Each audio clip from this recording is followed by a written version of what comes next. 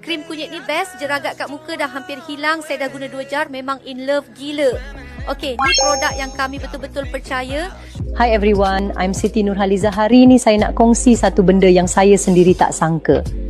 Krim kunyit ni, sumpah, boleh bantu pudarkan jeragat tanpa cucuk, tanpa rawatan mahal-mahal pun.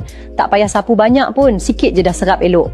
Jeragat kat pipi ke, tepi hidung, dahi, bawah mata, semua boleh sapu.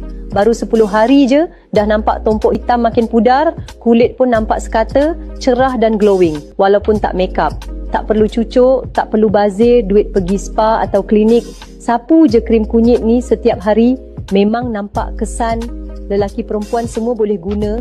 Suami saya umur 60 pun saya sapukan, memang nampak beza sangat. Sekarang tengah ada promo 50% untuk 100 orang pertama je.